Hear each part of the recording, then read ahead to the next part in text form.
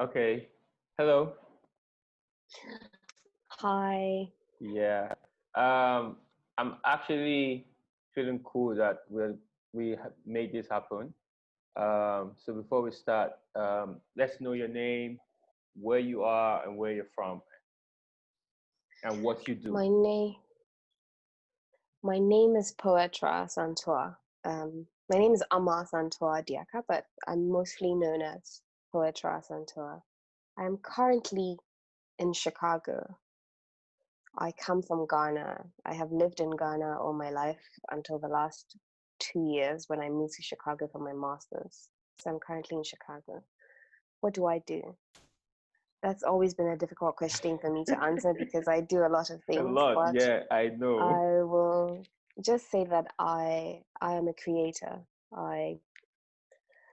I'm an artist, and yes, I write, I sing, I design, and I lead a couple of yikes. No Forgive problem. me. No problem. I lead a couple of things as well. So yes, I'm an artist. At the heart of all these things, I'm an artist. Yeah. Mm. I actually like the fact that you said I lead. That's a very unique perspective. Instead of saying I'm a business person or I own a couple of, I like how you coined that. Yeah, yeah, that's interesting. Yeah. Okay, so before we even go into the creative aspect of you, I'll just say you're doing your masters now. Um, n- n- a lot of times, a lot of people desire to maybe gain extra information in terms of education. A lot of people have the dream of teaching. I even have a dream to teach one day because if you really look at it, we already teach. But what gave you that final push to say, okay, it's time to do this now? Because the reason I'm asking, at a point in your career when you made this decision, your career was moving in a different dimension, Mm-hmm. right? Mm-hmm. So Yes. The decision to do my master's was inspired by a very grand goal, um, which I still have it in my heart. And I don't have a clearer picture of how I'm going to achieve it, but it was inspired by a very grand goal. See, my parents are artists. hmm, Both parents are artists, but they they have in essence they sidelined their artistry to become business people. yeah, And I think that's the life of most artists, at least the generation before us. And my siblings are artists. One, either they write or they paint. It's one way or the other. And I just see each of us kind of going into another career just so we can survive. And I strongly don't want that to be so for the next generation. And I think the reason it is so is because our economy is not set up to contain artists. Our education is not set up to contain artists. The are just in and so I was just thinking, what can be done? How can which ecosystem can be created such that that you can be trained as an artist, but you are at the end of your training, you are an artist that can survive in the Ghanaian economy. And so one of the dreams I have in my heart is I want to kind of study the educational systems of other countries or other economies who have been somewhat successful in creating an ecosystem in which the education reflects the economy. The education of the artist reflects how the economy moves into how the artist moves into that economy. So that was one of my dreams. I want to study how artists are thriving in another community, both in the school environment and then both in everyday life. And I wanted to study that and see if it is possible to emulate that in Ghana. That was one of the major reasons why I decided that I wanted to to be exposed to another country. And I thought the best way to do that was to actually do a master's, was to be in the system. Yeah. And another reason why, the second reason why I decided to go do a master's was I wanted to network. I wanted to widen my network, and see how I can broaden that for the future again. So that was my inspiration for learning. I knew that I was growing as an artist, but my desires were beyond my individual wants or goals as an artist, and I was thinking more community based, and that was why I decided to do my master's. Yeah. Okay, so that's beautiful. But then the question now becomes, because as an artist, when you look at the lives of the successful artists, even though we're making sacrifices, there are certain sacrifices you do not make, right? If you want to be Mm-hmm. successful, right? So Mm-hmm. you hear Mm-hmm. people say, "All right, you go be successful, and then later come back and help," right? But what you are doing now is, okay, I want to break this cycle of being an artist and leaving your art to go do other things to survive. So you definitely are trying to break that cycle. Okay, so that's one. Now you have the cycle of artists who need to let go, you know, achieve to a point of comfort, then help. But what you are doing is unique. You are doing something I would say a few people um, do, which is, no, I would try and change the system as I grow. Which I've been told this a lot of times that I do this, but I've also been told that I would never gain any type of success. So how do you face that? That that's the biggest obstacle, you know? I do, yes, and I have been told the same. I have been told the same from, and I know that they are well-meaning, because in the end, as an artist, you have to survive. Um, but it's been pressing in my heart for so long. I have decided to follow my heart, and like you said, grow as I go. And the thing is, even before I made this decision, I was doing that, even if it You was on a small scale, I right? can Even if, what if you look at the Accra scene, I can't mhm, really say it was on a small scale. You've always carried a group of people. You've yeah, always led yeah, a group of people. Yeah. yeah, exactly. So I think, and I, I will not lie to you, there have been definitely times, almost every year, I questioning myself, like, should you be doing this? Or when I'm struggling with working in groups, I keep asking myself, who sent you? That's something I've asked myself so many times, who sent you, especially when I see the struggle. But I think, and especially for last year, when I was in the process of completing my master's, I was thinking, okay, this period is coming to an end. Do you foresee the dream that you had coming into light? And then it just kind of dawned on me that I'm just starting. The big Yeah. the real work hasn't actually begun, and I'm already frustrated. So how then do we move forward? So yes, I definitely, I the thing is, there's no one way.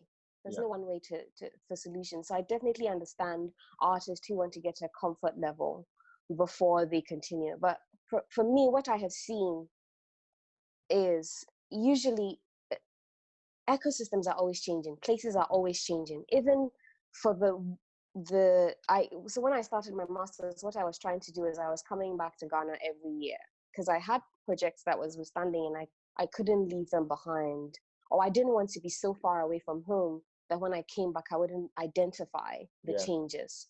But the thing is, places are always changing, people are Mhm. always changing, we're always adjusting. Yeah. And so even if you go away for a period of time to say, I want to gain a certain level of comfort, or I want to gain a certain level of privilege so that I can come and help it, it's valid, it's not wrong. But there's going to be changes that you have to adjust to. Adjuster. Yeah. And I think one of the things that people, especially artists who do that, is when they come back, they expect that same relationship dynamic to be there. They expect little growth from themselves. They just kind of want to ease into it. Yeah. And that's something I'm trying to not have to do too much by being close to home. And that's why I'm not sure, that path is for me, finding the comfort for a period of time before coming home. And I want to grow along with my community. And this is something that I struggled with. I think if anybody follows me on Twitter, they've seen me say that I think I have a visceral dislike for asking for help. I really, really do dislike asking for help. However, I have accepted for myself that my goal in life is to help my community, is to be part of my community. And if I really want to pursue that goal, it means that I can't do things on my own. There's definitely no way I can do things on my own. I have to be people-minded, which means asking for help.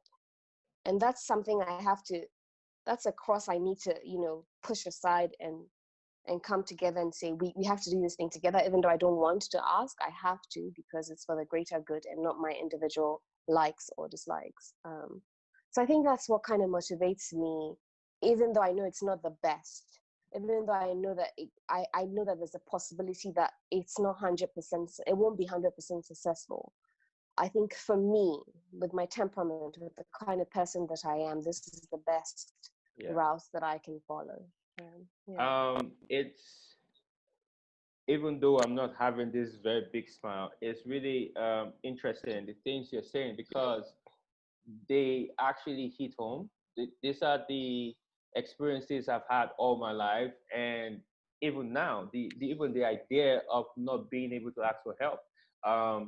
If you know this, every time I have something happening, it's like I'm the only one doing everything, and I've seen you function that way. I've seen you, like, even though you have support people and everything, but I've seen you like lead, like, even though you're the artist going on stage, I've seen you try to make sure the light is okay, the sound is okay, things are moving the way you want them. And this happens when you have a particular vision for whatever you're trying to present.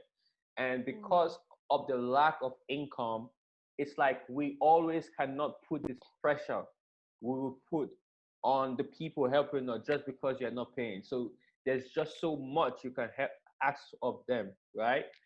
So now, before I even go into the questions that come out from this, I want to ask you this, which I feel is important. So private and government. So if you're looking at changing the system, right, the way you're trying to change it, you as the artist are a completely different person from you who is trying to build an institution, the ecosystem that you're trying to build. But I also know that you're even though people might not see you as aggressive, you're a very aggressive, radical person.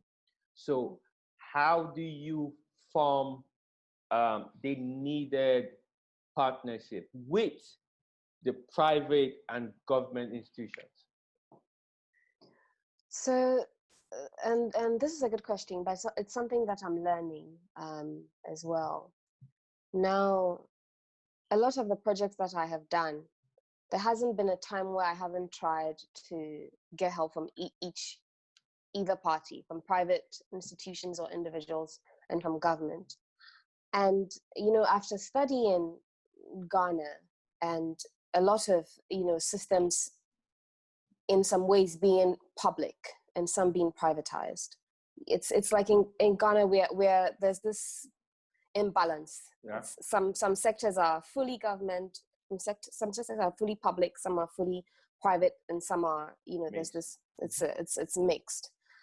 And at some point in time, especially before I started my master's, I was thinking, you know what, let's privatize the thing, because in Ghana, there's this very common saying, if you're aggressive about something, they will ask you, hey, you're acting like it's for your father. Yeah. Or the government is not for your father. So it's always like there has to be some personal connection before people feel obliged to give their 100%. Yeah. And so I before I came here, I always thought, you know what, maybe private is the way to go. And then I come to America and I realize that it's a little bit of the reverse. And how it's the reverse is, for instance, the healthcare of America is fully private. And so for each individual, before you can see a doctor, you have to have insurance, and insurance are sold through employers, workplaces. So if you do not have a job, you do not have insurance. Now, healthcare is a basic human need. It's a human requirement. You cannot do without it. So to say that somebody doesn't have, healthcare because they don't have a job, or even if they have a job, they have to be a full-time employee. If you're a contractor, you're not, your employer is not obliged to. It's all these things that are it becomes for the purpose of profit, not for the purpose of human value or human dignity or the substance of whichever we are fighting for. And so then it made me question, each party has their faults. The public has its flaws, the private has its flaws. So the perfect system would be something that fuses both. And that's how I see it. I'm still in the process of, researching to find out which organizations, which countries have been able to blend those two so well that they work together. But I think those two have to work. They are both not easy, but those two have to work together. And I think that's something that I'm going to be more rigorous with. I'm going to be more particular about. When I started a lot of my projects, initially, like from the beginning, I would draw up proposals. I would, draw up plans on how to get funding. And then in the middle of, going for funding, I would just get really, really frustrated. And then I would just,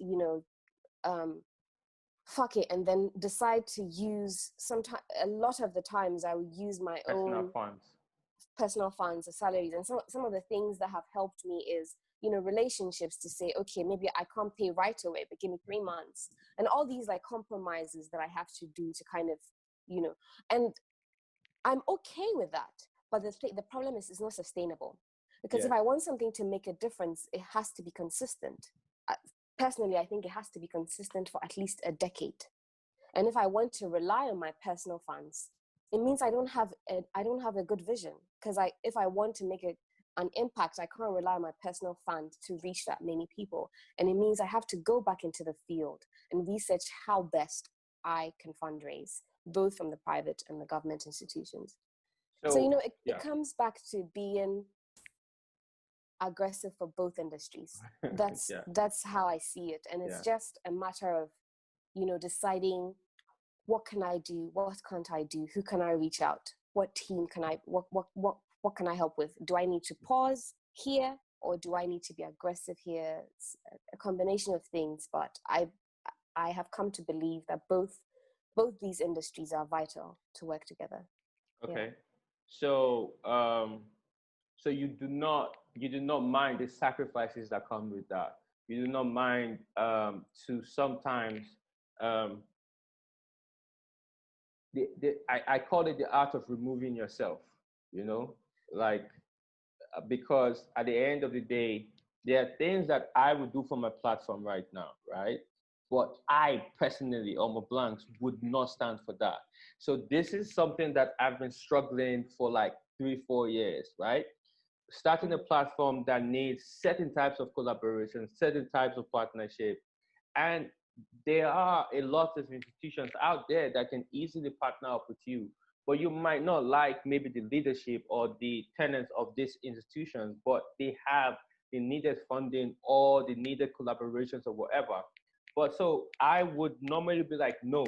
But then when I realized that it was not about me, because if you truly believe that you represent people or you're fighting for people, you need to always remind yourself that these people some of them might not share the same ideas as you. So I always call it the art of removing yourself, always reminding yourself that this is not about you, right? I agree, but I agree to a certain degree. Yeah. I think, yes, compromises can be made, but not when it conflicts with your values. No. Yes. So like for that, I can do that. For instance, when we started the very first year of Black Girls Glow, I had a vision for how I wanted everything to be. And we stuck to it, but it cost a lot.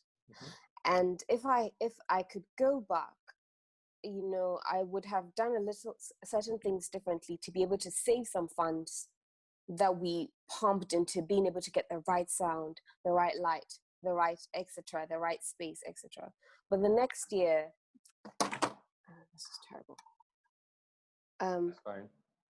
The next year, I had to, open myself up and collaborate with existing institutions who had some of the equipment or the things that we needed, but maybe not the 100% quality that I was looking for. And so then I have to ask myself, where do I want to focus on? So maybe I want to focus on the residency, on the actual thing that brings the women together to create, and I think maybe that's more vital than a one-day concert. Then I would focus the funds there, and I can compromise on the quality of a 2-hour show compared to the quality of a 7-day residency. So kind of those things I feel like I can compromise on. Yeah. But if, for instance, we have an institution and they say, okay, you can come and do this, but all the ladies have to wear a certain kind of dress, or you can't use this kind of word. Those are not compromises I can make, because it means I'm censoring the artist. But that's not what I meant. I actually meant the bits where you would have been like, no, this is the way I want to do it. Those bits. Definitely.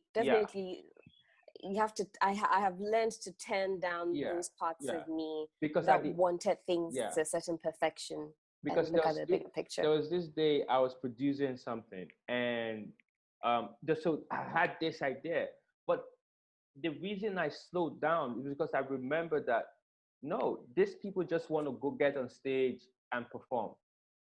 So today should not be about all of these things I always want to do. So once I removed myself, we achieved the day. Obviously, not to the standard I wanted, but every other person felt happy for that. So this leads me to my next question now. Having the experience you have, seeing the systems, how different they are, what brings you back to, okay, no, it's going to be me returning to Ghana, me practicing from Ghana?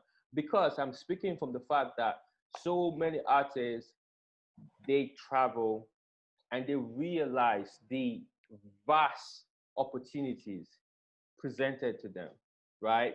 The networking the building of network that you just referenced, they realize the pool and everything, and they disappear into the ether, right?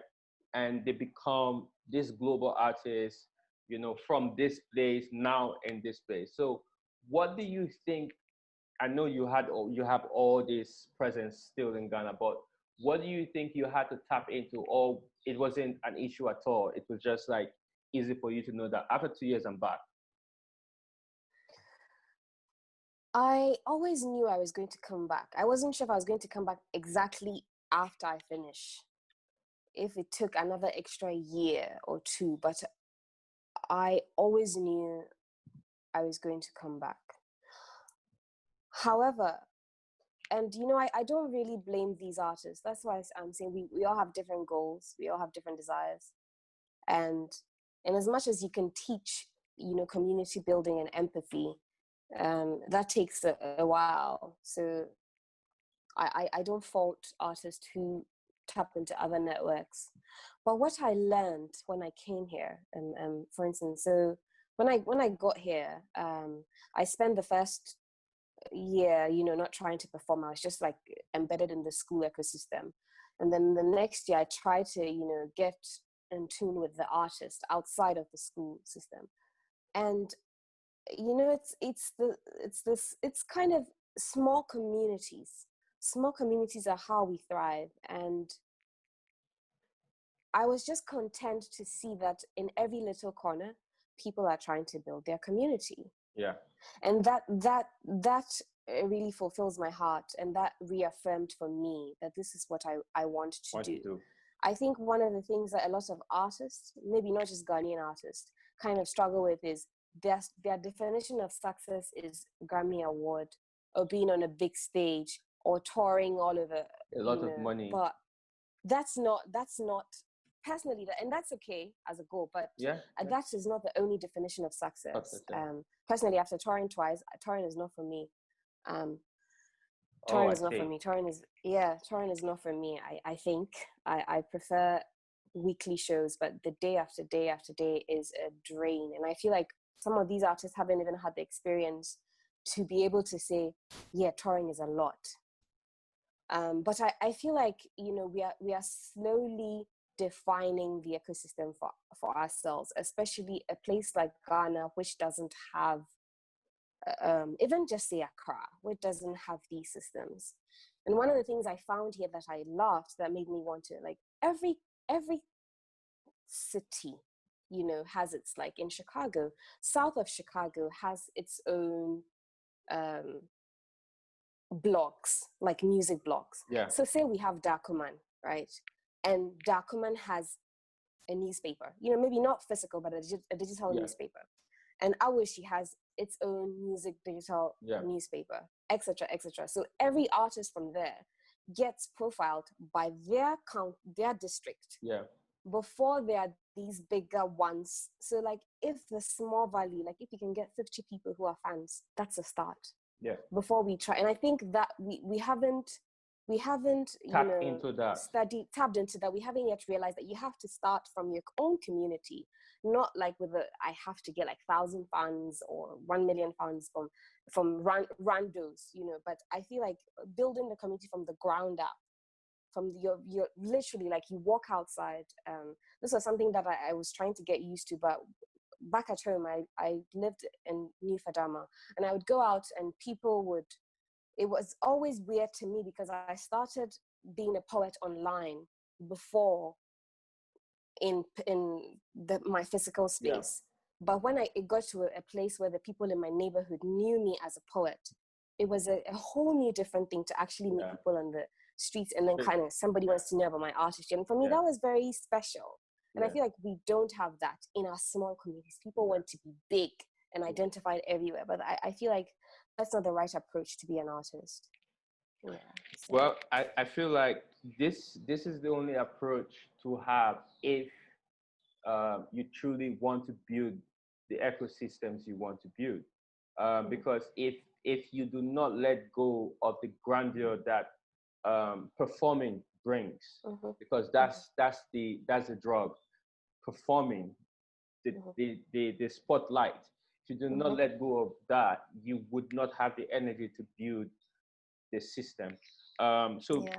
Being that, so the question now is, I would like to know more about your touring, like how you came about that decision. But before that, I wanted to ask, does this mean that your return to Ghana, the different platforms you're building, does this mean that you definitely are going to build a physical platform? Yes, that's the dream. Okay. That is the dream. I definitely am going to build a physical platform. With everything I hear, that's what I'm hearing. Yes, I'm definitely going to build a physical platform. That's a goal. But I think your first question was my experience with touring. So the first time I toured was in 2016, when I was part of the One Beat program. And, you know, it was a great experience. We had 2 weeks to create and rehearse and practice, and it was lovely. I loved our first day of show. But the thing about touring is you're performing twice a day, so like or sometimes 3 times a day. So like maybe you're performing from 7 p.m. to 9 p.m. and then there's a 30-minute breathing space, or there's a 1-hour breathing space, and then 10 to 12, or there's an earlier one, and these people are on time, not like GMT, forgive me, but like things are on time. Definitely. And then you have to sleep, and then the next day there's another show, and then the next day you have to drive to another state. It's back to back to back to back, and it's very, very, very draining. I found it very, very draining. I loved it, but I found it very draining. And honestly, I don't know how the big artists do it, because you have to, maybe it's because we were small, but then you have to interact with the audience as well.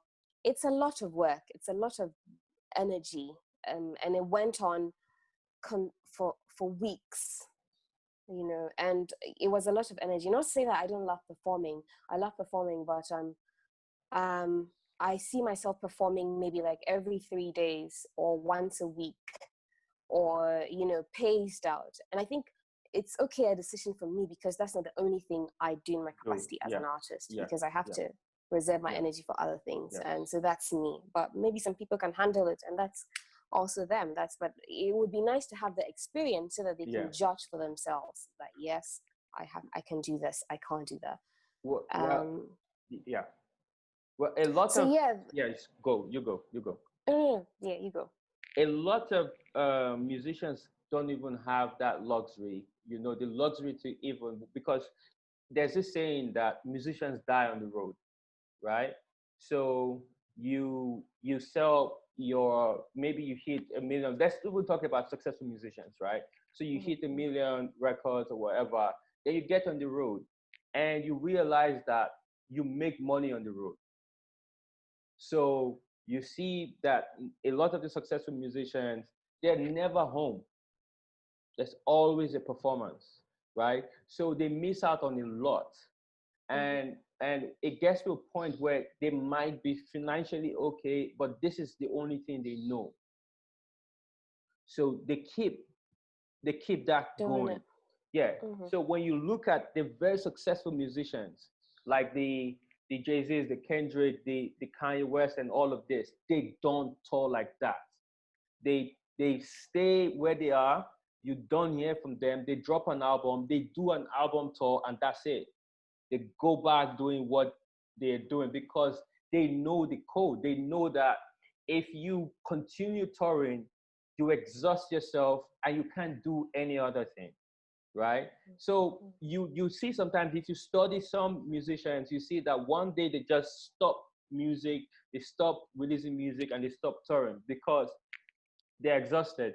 So I'm really impressed by that decision of yours. But it still goes back to this thing that's driving you, the idea of building something bigger than yourself. Yeah. And I have to even say that in Ghana, I don't think that touring even works with a successful artist. Yeah. I don't think, and that's, you know, here, it's so much easier to tour. It's even so much easier to tour in Chicago. Like what you have to do is and I think that's kind of when I have to organize shows in Ghana, for instance, I'll go to Republic and say, okay, I want to have this show, and I would charge 20 CDs. Yeah. You already have the equipment, so half will go to you, half will go to me. So that's that. But it depends. I was my own manager. Yeah. I was my own artist. I don't have other people to pay. If I have people who are on my team, they are supporting as friends. But what's the longevity of that one? You know. So I even think like big artists, like even Sarkodie doesn't tour all the time, or he's not like touring day to day. And I think in Ghana, people who are successful is usually brand ambassadors, or, you know, product deals, etc. So this is all like, how does the artist thrive? Like, how do they thrive day to day, week to week? And I think that's something that I've been thinking about a lot, and just what other ways can we be artists that doesn't require us to only be on stage, or to only be painting, or to only be having installations, you know?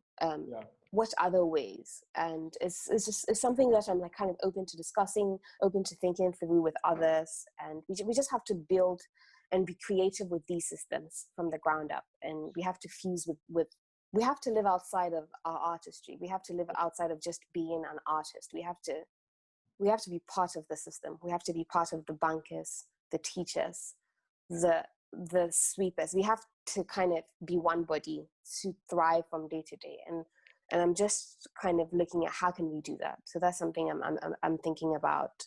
Well, yeah. Well, I hope you get, because I think that this has been one of the biggest misconceptions, because artists, even though artists or creatives are constantly fighting for the people, they're very removed from the everyday society, right? Yeah, very much.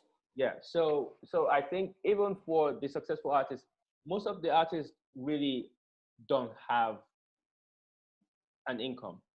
You know, even if you understand the concept of being a brand ambassador, you don't get, if they say, oh, this brand ambassador got 30 million, you don't get the 30 million. You get it spread From, through yeah, a spread through period of several other years. things. Yeah. Yeah, so you don't really get it. So when you really look at it, these artists are trying to eat day to day, right? But I can tell you that the last 3 5 years, most of the successful artists are eating from royalties. For those especially who are now selling records outside the continent, right? Mm-hmm, But mm-hmm. one successful way that I always tell artists to look at, if you can figure out how to tour West Africa, then that's something. But then you fight the obstacle of transportation. It's a very, very, very serious thing to transport yourself through West Africa. But once you can figure Mm-hmm. out how to transport yourself and feed yourself and accommodate yourself through West Africa, that can be something that an artist, at least a certain type of artist, can do yearly and get that energy going as an artist. But instead of that, we don't have the infrastructure, which goes back to government, you know, government Exactly. institutions. And you can even see during this corona time, the German government released, the first fund they released was 50 billion euros straight into the creative sector and the small scale business, because they understand that these are the people, you know, keeping society at a level going, you know, Mm-hmm, and they need mm-hmm. that to continue. So my next question would be politics of being a woman, a leader, and artist. um, I think I am reminded that these things are separate when I start interacting with people. But you know, when I get up, I don't separate these identities. It's like I don't get up and dress up and remember, oh, I'm a woman. I already am. Yes. And it's the same for like an artist. I don't get up and think, oh, I design, I'm a writer. I already am. Like, and so like it's only in my interactions with people, it's only in my conversations with people that I realize that these identities are separate.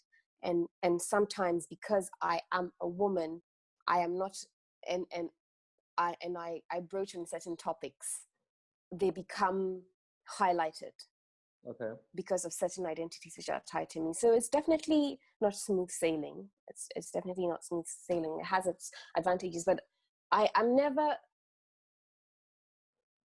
used to it. I think that's what I'm trying to say. Like it always comes as a shock to me, because Yeah. for me, I don't separate these identities. I just am, until I start, you know, having interactions or working with other people, other groups, before I realize, oh, this is my reality, or this is the reality of.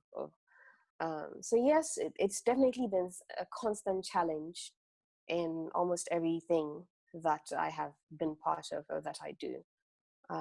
But I think along the way, you learn to decide, do I care about likability? Nope. Then I'm moving on. Is this a place where I have to um, attempt to make somebody feel good in order to get them on board? Does that person bring value? Is this value more important to me, or is the project without them more important? So like it's just a lot of Yeah. compromises that you have Yeah. to make, and you just have to make these decisions along the way. But yeah, it's not smooth sailing. Yeah. Okay. So still within this, Mm-hmm. I remember there there's a time in Accra when something that connected abuse, a creative leader in the industry, all of this craziness was happening, and you were one of the person I was just reading. Every time you made a comment, I just read, because for me, I'm an observer, right? And I like to observe. The reason, because I feel 100% within my heart that most of the people who come out and speak are not living what they say, right? So when people speak, I just like to observe so that 5 years from now, I'll see how consistent they are. And I'm not removing the fact that I think we have the freedom to change our ideas every day. But do you remember you said this? And when you said this, did you live with those conditions? Or did you just wear them when it was comfortable? So I would like for you to speak into the idea of holding leaders accountable within the creative industry. Oh, I accountability is one of my favorite topics. And even outside of, before this example that you've given, I have received a lot of backlash, and that's for attempting to hold people accountable. Now, I'm not going to say that I am without fault.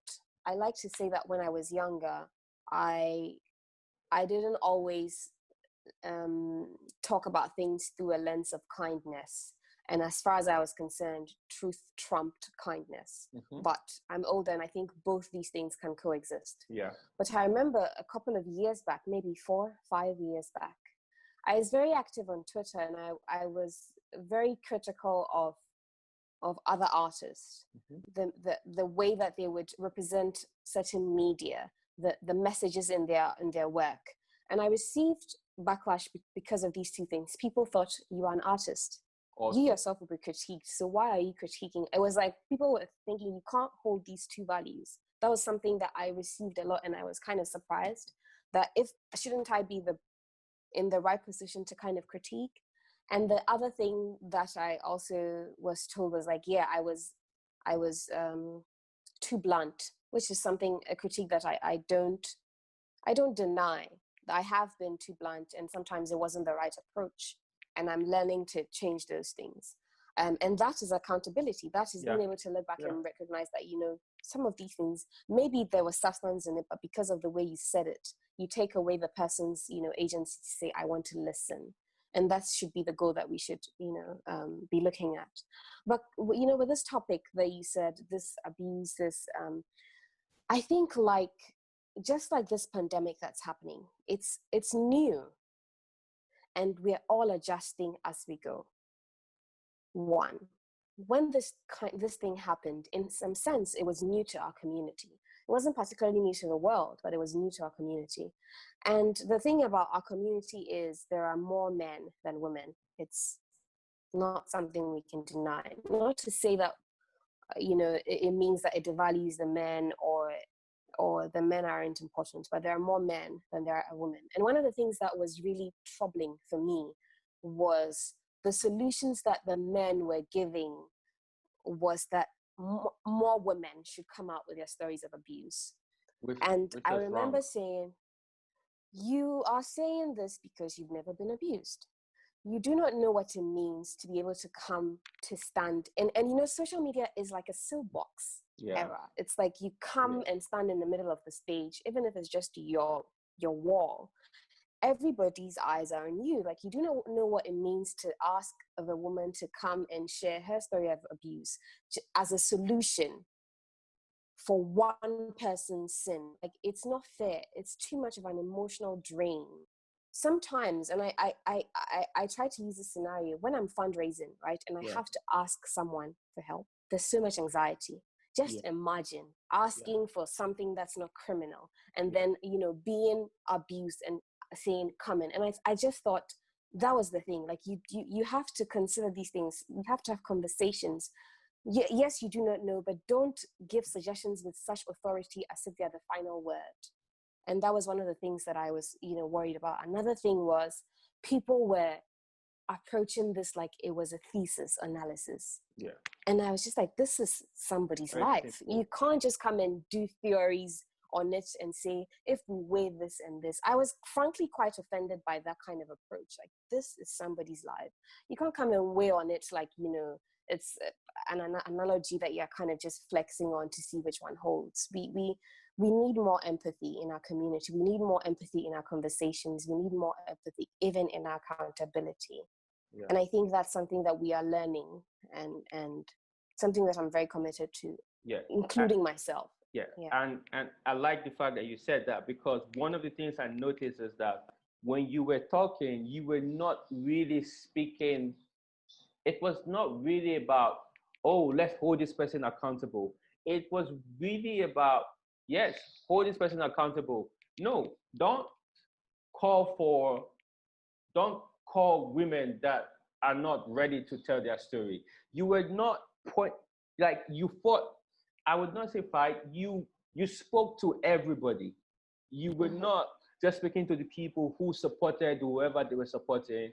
You were speaking to those people. You were speaking to even people who were speaking for, you know, and you were And the like, silent yeah, ones as yeah, well. and you were like, no, even if you think you are speaking for this person, you might be hurting the person more. And those approach just, filled my heart with a lot of empathy. For me, I feel like nobody should ask anybody to come and tell their story except when they decide to tell their story. So it was really interesting to just watch you just go at it.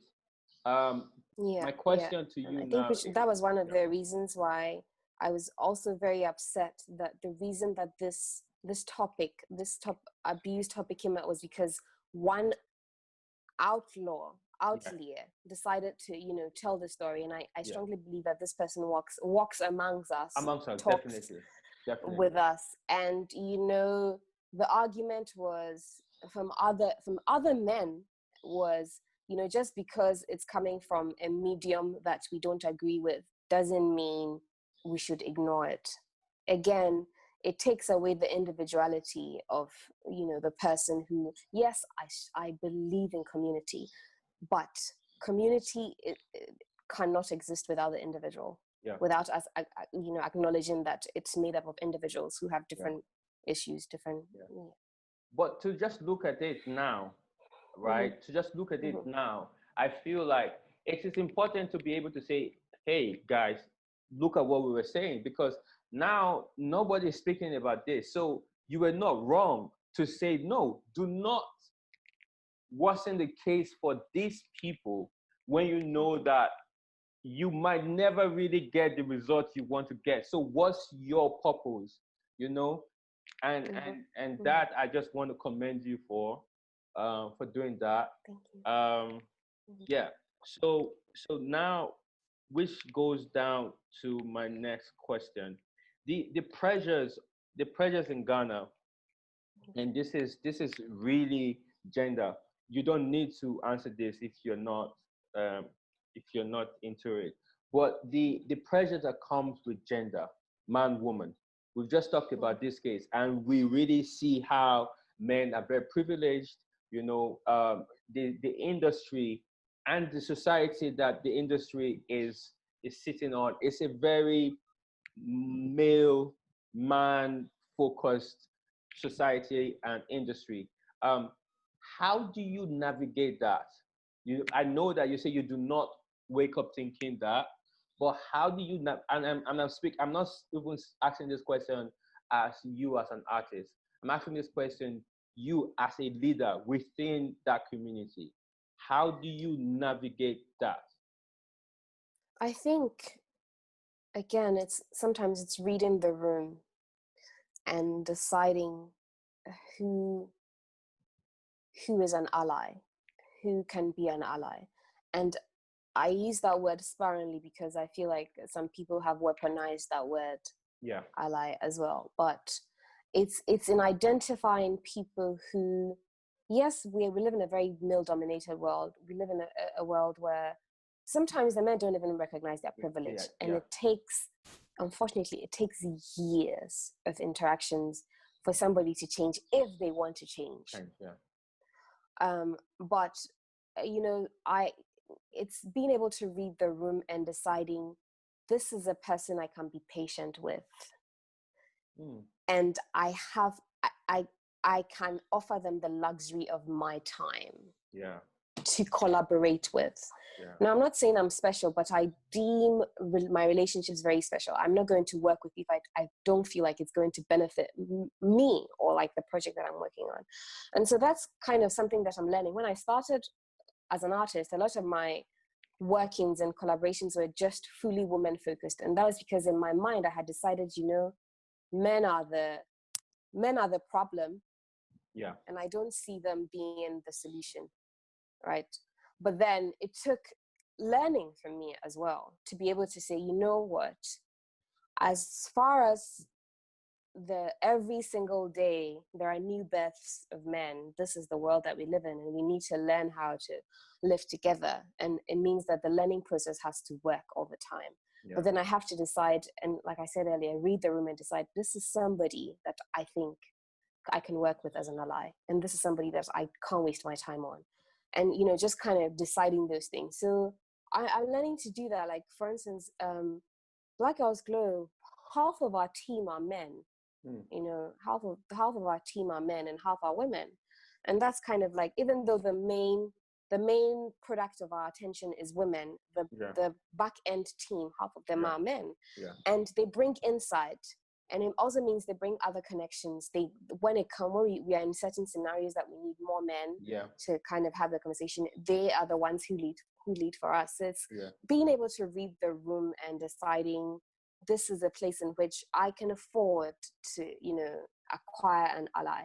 And this is the place in which I cannot. So it's something that, yes, I do not get up thinking, oh, I'm a woman, but like I have it at the back of my mind that, it can't be a constant vilification, but we have to kind of work together and deciding when somebody's worth the time and somebody's not worth the time. Yeah. So as I'm wrapping this up, I think I know where my last two questions should go. So with the idea of going back to the family, right? You not being the one trying to break this circle of, okay, let those who are artists be artists, and let those who want to be business centered be business centered, or be engineers be engineers. And I wish that you do this so that a new circle is created.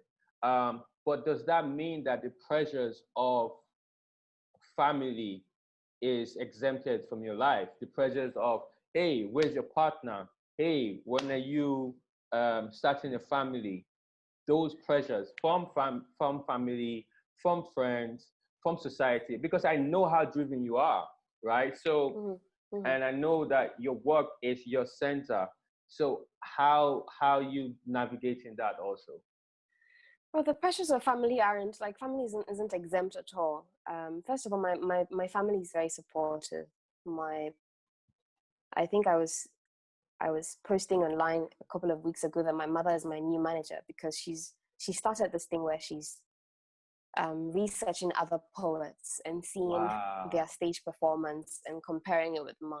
Wow. But yes, my family is very supportive. And I think that's what I was saying. I always struggle to say, what do you do? Because I don't do just one thing. Because even they know that I'm not just an artist. They know that one of the things my mother is always constantly trying to get me to, like, renew my energies. I do a lot of non-profit work that's not even artist focused. Yeah. And all of these things can't be draining. And I think, to be honest, my parents are like that. My family is like that, right? So it's not really far from the apple is not far from the tree. But yes, I all these other parts of my life aren't hidden from my family. My partner isn't hidden from my family. They're quite aware of that. We have conversations about when I'm going to start a family as well. All those things are in the picture. So it's not. I think one of my gifts and curse is that I'm good at multitasking. So it's not really that big of a fear, really. It's just preparing for it and getting to the right time. But those things aren't exempt. The conversations are had all the time. They're kind of part of my life. So I'm not. It's because, like, on the public front, it's just that's the part of my life that's seen. But in my private life, my family is aware of all these other parts of my life and the timeliness of all of them. Yeah. Well, it's amazing for you to be another person who has a very supporting family, because I feel like that's all we really need, you know.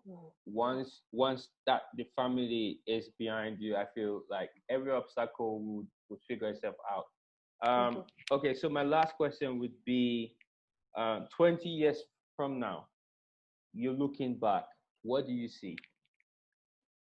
20 years from now. 20 years from now, I hope to see a lot of things. I hope that I would have been able to either be part of an institution that focuses on, yes, specialization of the artist, but the artist is not without skills to be immersed into their environment. Yeah. I want to be able to build an artist hub for artists, and I kind of, one of the things I want to do is I want to focus it out of Accra a bit, because Accra is a bit choked. I want to be able to create an artist hub, you know, that gives artists the opportunity to create, to collaborate, and to work with communities. I strongly believe that communities is our way to the life. Individualism is great, but if we are without the community, it doesn't help. 20 years from now, I hope that I have been able to be part of or have established a publishing company in Ghana that, you know, really focuses on documenting Ghanaian writers and having it well distributed. So not just about the craft, but the business side, you know, not just, you know, but, you know, being able to have our own bestseller and not just, you know, based on a New York Times bestseller, but to be able to have like a publishing company that is well established in Ghana, West Africa, hopefully Africa. 20 years from now, I would have my own family. If I can spit them out, it would be great. But I actually want a lot of kids. I don't know how that's going to happen. What? But I want a lot of kids. But seriously, I'm not sure. Yeah, I love kids. I'm not sure that I want to go the route that God has ordained. But if I can spit them all out, that would be great. But I do want to have a lot of kids. So definitely with my family, training them and helping my kids to be all they can be. 20 years from now, I'm hoping that I would have been able to set up an organization that prioritizes sexual health and sexual education in Ghana, that prioritizes women wealth, which means, you know, a fund or a system or an industry that helps more women to be business owners, entrepreneurs, or self-sufficient. 20 years from now, I feel like I'm going to keep having dreams every year. And so they're just going to keep expanding and expanding and expanding. But and I want to say I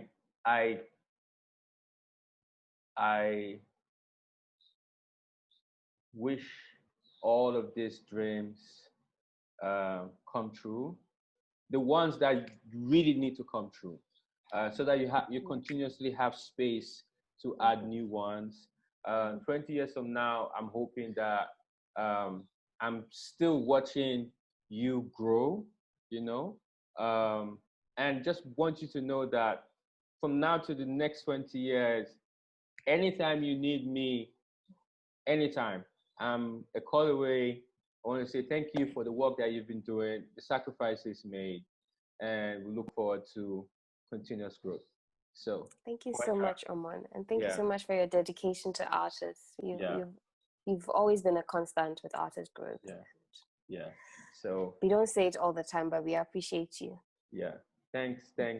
I really enjoyed this one. I want to say have a nice day, stay safe, stay indoors. You too. Bye.